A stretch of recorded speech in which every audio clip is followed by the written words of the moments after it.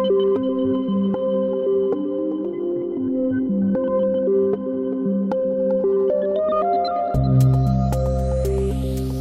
is 6 Minutes, the Seriously International Daily Newscast. It's Friday, May 16th. I'm Emma Albright. And I'm Bertrand Hauger. The sun is setting in Japan's Fukuoka, while dawn is about to break in Calgary. Here in the Worldcrunch newsroom in sunny Paris, it's just after midday. These are the latest headlines. Israeli strikes again kill dozens. Tensions are rising between India and Turkey. And our daily quiz question looks into the future for Los Angeles preparations for the 2028 Olympics. Our top story today are talks beginning in Istanbul between delegations from Russia and Ukraine, the warring nations' first direct meeting since 2022. The talks between mid-level officials comes after hopes earlier in the week that the nation's two leaders might meet face-to-face. US President Donald Trump said Friday that he wants to meet Russian President Vladimir Putin, quote, as soon as we can set it up. Meanwhile, Ukrainian President Volodymyr Zelensky has joined European leaders for a one-day summit in Albania's capital to discuss security and defense challenges across the continent.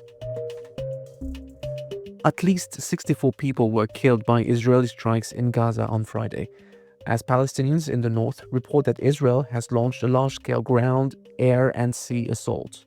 The BBC reports that the action marks the most extensive ground assault on northern Gaza since Israel resumed its offensive in early March. The attack comes as President Trump wraps up a Middle East visit that skipped Israel and offered no prospect for a truce in Gaza. Tensions between India and Turkey are running high. What started as public calls to boycott travel to Turkey has now escalated into a rupture after Delhi barred Turkish firm Çelebi from operating at its airports on Thursday, citing national security concerns. The rift stems from Turkey's support for Pakistan during the recent India-Pakistan hostilities.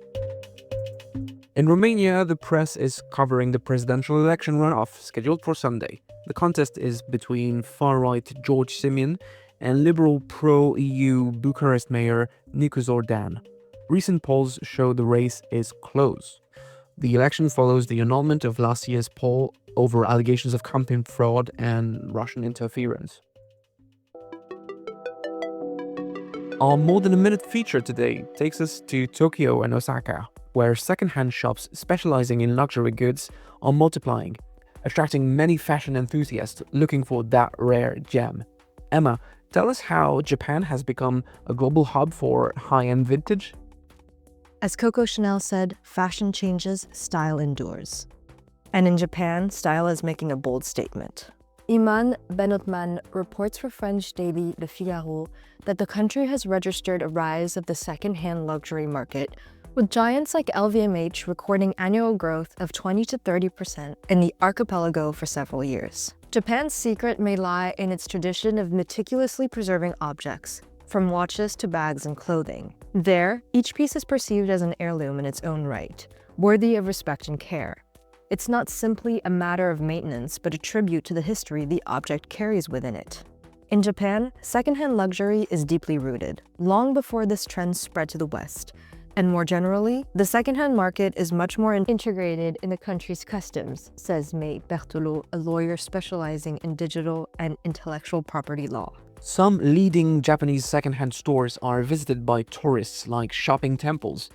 Is there a specific reason why they attract so many people? One of the main reasons is that in Japan, luxury items are often more affordable than in Europe. This is partly due to the depreciation of the yen and tax exemptions. There's also the fact that the smallest flaw can influence resale prices, which obviously attracts bargain hunters. Anne Buissou co-founded the first French company selling second-hand luxury items, sourced exclusively from Japan. She tells Le Figaro that Japan is a real guarantee of security, with items in excellent condition, certificates of authenticity, and rigorous controls against counterfeits. But sometimes in this ocean of precious objects, it's easy to get lost. Berthelot recommends defining in advance the pieces that you want to acquire, and establishing a budget based on the average prices in your own country. And the key is patience. You still have to look hard, the lawyer says, a warning best kept in mind when embarking on this treasure hunt. We're closing things out today with our daily quiz question. which gives us a glimpse of the 2028 Olympic Games. Host city Los Angeles has announced that a new special service would be put in place for spectators of the Games. What is it? Is it A holographic broadcast? B, AI-powered crowd cheers? C, selfie drones? Or D, flying taxis? The correct answer is D. LA 2028, the committee charged with planning the Olympic Games in Los Angeles, announced it has partnered with Archer Aviation to provide an air taxi service during the event, allowing spectators to escape the city's notorious traffic. Flying taxis were supposed to debut in the Paris Games last year, but they were not certified by Europe's air safety agency in time. Similarly, Archer Aviation hopes to be certified by the US Federal Aviation Administration this year.